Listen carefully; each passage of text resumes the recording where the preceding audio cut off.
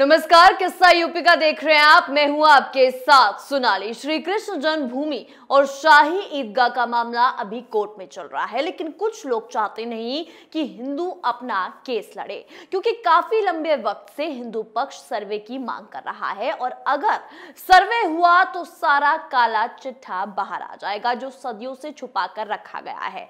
इसलिए अब हिंदू पक्षकारों को लगातार धमकी दी जा रही है। श्री कृष्ण जन्मभूमि विवाद मामले के मुख्य वादी पक्षकार आशुतोष पांडे को धमकी दी गई है। इस धमकी में श्री कृष्ण जन्मभूमि और शाही ईदगाह मस्जिद विवाद मामले में पैरवी नहीं करने को कहा गया है, वहीं ऐसे करने पर अंजाम भुगतने के लिए तैयार रहने को कहा गया। धमकी देने वाले ने खुद को पीएफआई का एजेंट बताया है। तो आज किस्सा यूपी का में इसी पर चर्चा करेंगे। चर्चा के लिए हमारे साथ स्टूडियो में मौजूद हैं कैपिटल टीवी के एग्जीक्यूटिव एडिटर राजीव जी। राजीव जी, बहुत बहुत स्वागत है आपका। धन्यवाद। राजीव जी, क्या धमकियों के जरिए केस को टालने की कोशिश की जा रही है? देखिए, धमकी जो मिली है उसके बाद और उस समय की स्थितियों पर चर्चा करना ज़्यादा जरूरी है।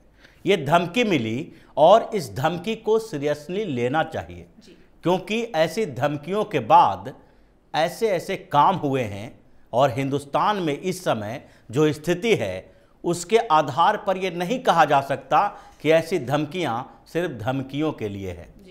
ऐसे काम किए जा चुके हैं। नुपुर शर्मा के टिप्पणी पर उठे विवाद के बाद धमकी भी दी गई और सर तन से जुदा भी किया गया। कर्नाटक में हुआ, उदयपुर में हुआ और महाराष्ट्र में भी हुआ। ऐसी घटनाएं होती रही है, लेकिन सबसे बड़ा सवाल तो यह है कि जो लोग धमकी के बाद चुप बैठे हैं उसका क्या कहा जाए। अगर यही धमकी मुस्लिम पक्षकार को मिली होती तो बवाल हो गया होता, मीडिया में खबरें चलती और सारे के सारे ये जो इस्लामिक गैंग के नेता हैं और वो तुष्टीकरण करने वाले राजनेता हैं, ये सारे के सारे बिल से बाहर निकलते और हंगामा खड़ा करते कि अब कानून के साथ खिलवाड़ किया जा रहा है। कानूनी तरीके से जो लड़ाई लड़ी जा रही है, अब उसमें हिंदू एक्टिविस्ट और हिंदू राइट विंग एक्टिविस्ट जो हैं वो सामने आकर धमकियां दे रहे हैं। ये कट्टरपंथी हिंदू की बात होती, भगवा आतंकवाद का नाम दिया जाता। लेकिन इसमें क्या हुआ? सबसे बड़ा सवाल तो यही है कि अगर एक धमकी दी जाती है आशुतोष पांडे को, धमकी में क्या कहा जाता है कि आप इस मामले की पैरवी न करें, केस वापस ले लें, वरना आपका हालात वैसे ही किए जाएंगे जैसे पहले किए जाते रहे हैं कई लोगों का। मतलब आपको बख्शा नहीं जाएगा, आपके ऊपर हमला किया जाएगा, आपको जान से मारा जाएगा। यानी कि अगर ऐसी धमकी मिली है और हिंदू पक्षकार को मिली है जो शाही ईदगाह को हटाने के लिए कानूनी रास्ता अपना रहे हैं, तो इसमें सबसे पहले बयान तो आना चाहिए इस्लाम के ठेकेदारों का। क्या ओवैसी ने कोई बात बोली, इस पे टिप्पणी की कि ऐसी धमकियां नहीं दी जानी चाहिए। जो लोग इस तरह की धमकी देने में शामिल हैं उसके खिलाफ सरकार एक्शन ले और सख्त कार्रवाई इनके खिलाफ की जानी चाहिए। वही आवाज उठनी चाहिए जमीयत उलेमा हिंद की तरफ से, वही आवाज देवबंद की तरफ से उठनी चाहिए और वैसे ही आवाज अखिलेश यादव और कांग्रेस जैसी पार्टियों के नेताओं की तरफ से उठनी चाहिए कि ये लोग सबसे पहले सामने में आकर कहें कि हिंदू पक्षकार को अगर जान से मारने की धमकी दी जा रही है तो इसके खिलाफ सख्त कार्रवाई की जाए। लेकिन ये लोग चुप बैठे हैं क्योंकि इनके एजेंडे से बाहर की चीज है। इस्लाम के जो ठेकेदार हैं और इस्लामिक गैंग है वो दो तरह से काम करते हैं। जब इनके खिलाफ कुछ भी बोला जाए, किया जाए, एक्शन लिया जाए, तो ये मानवाधिकार की बात करके अपने आप को सुरक्षित रखने की कोशिश में लग जाते हैं। जब गुंडागर्दी के खिलाफ एक्शन में सरकार आए, अतीक अहमद और मुख्तार अंसारी के गैंग को खत्म करने की कोशिश करे, तो भी ये अल्पसंख्यक होने के नाते ये कोशिश करते हैं कि इसको धार्मिक रंग दे दिया जाए। जब इनके ऊपर कार्रवाई ना हो तो भी ये इस तरीके से विक्टिम कार्ड खेलने की कोशिश करते हैं कि ये अल्पसंख्यक हैं, इसीलिए इनके खिलाफ सरकार एकजुट होकर कार्रवाई कर रही है। दूसरे तरह की बात, जब इनके लोग गुंडागर्दी करें या फिर उस पक्ष को धमकी दें या जान से मार ही दें, तो भी ये लोग कहते हैं कि एक वर्ग है जो इस तरह का कट्टरपंथ फैला रहा है, हम लोग उसके साथ नहीं हैं, लेकिन उसकी घोर आलोचना भी नहीं करेंगे। ये बिल्कुल छुपे तौर पर रहते हैं ताकि जो कट्टरपंथी है वो अपना काम करता रहे, धमकी देता रहे, डराता रहे, और ये लोग उसकी आड़ में रहकर उस धमकी और डर का एक माहौल पैदा कर सके। जैसे हिंदुस्तान की बात करते हैं, क्या रामचरितमानस का विवाद हुआ, रामचरितमानस के साथ साथ मनुस्मृति के पन्ने जलाए गए। यहां पर हिंदू धर्म के भावनाओं को बार बार ठेस पहुंचाता जाता रहा।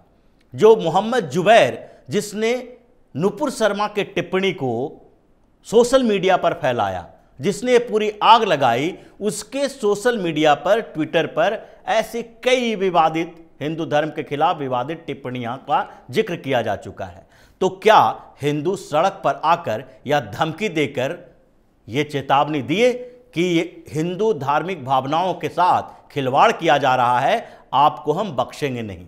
ये कानूनी तरीके से लड़ाई लड़ते हैं और कानूनी तरीका ही अपनाया जाता है, लेकिन फिर भी ये लोग उसमें शामिल होने के बजाय उसको क्रिटिसाइज करते हैं, उसकी आलोचना करते हैं। लेकिन दूसरे तरफ क्या होता है, नुपुर शर्मा मोहम्मद साहब के खिलाफ एक टिप्पणी करते हैं टीवी डिबेट में, उसको प्रचारित किया जाता है और दो तरीके से स्ट्रेटजी बनाई जाती है।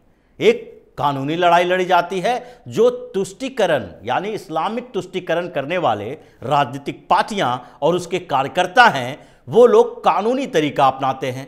दूसरे तरफ वो लोग हैं जो इस्लामिक गैंग के हिस्सा हैं, वो लोग इसे विरोध प्रदर्शन, हंगामा के जरिए सरकार पर दबाव बनाने की कोशिश करते हैं। और तीसरा पक्ष वो है जो पूरी तरह से कट्टरपंथी जिहादी कहा जा सकता है, जो उनके खिलाफ फतवा जारी करता है कि आपको जान से मार दी जाएगी। और इसके खिलाफ यही नहीं, जब कोई नुपुर शर्मा के समर्थन में उतरता है तो उसकी हत्या भी कर दी जाती है। जैसे कन्हैया लाल का मामला आया जोधपुर का, उसी तरीके से कहां तो कर्नाटक में भी जिसने समर्थन किया उसको पीट पीट कर हत्या कर दी गई। महाराष्ट्र में भी कुछ घटनाएं ऐसी आई।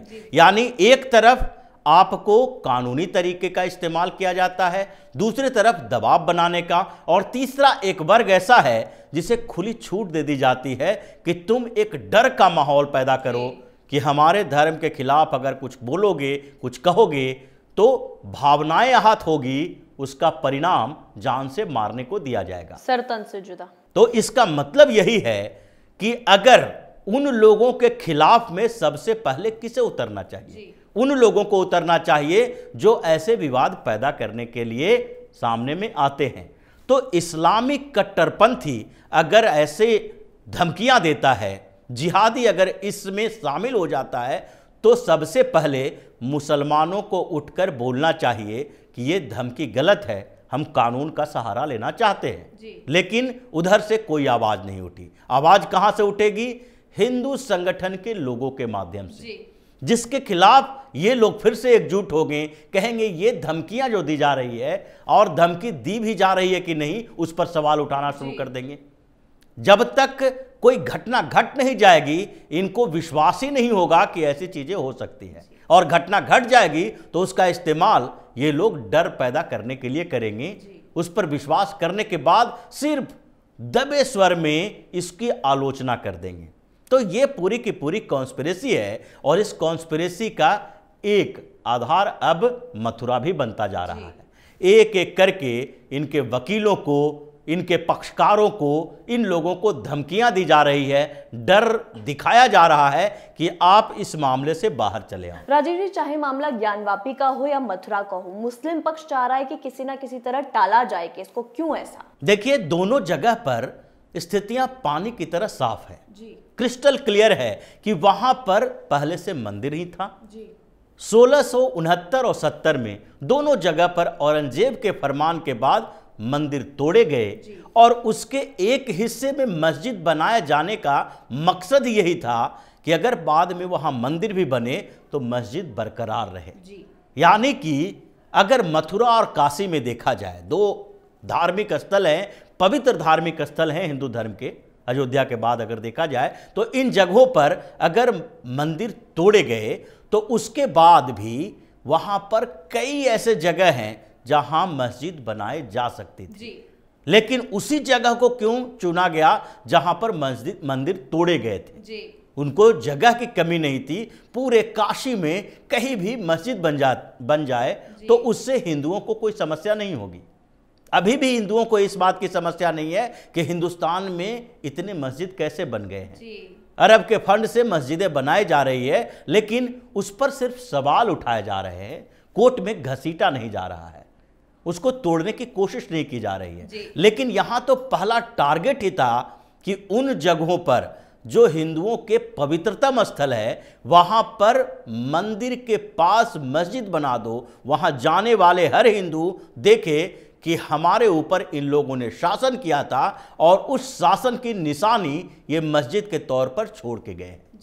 तो वो इस बात को हजारों सालों तक प्रतीक के तौर पर उपयोग करने की एजेंडे पर ही काम कर रहे थे और आज भी वो एजेंडा कायम है। इसलिए जरूरी है कि मुसलमानों से ये पूछना चाहिए कि काशी या मथुरा में दुनिया का कौन सा मुसलमान आता है ज्ञान वापी या शाही ईदगाह में नमाज पढ़ने के लिए।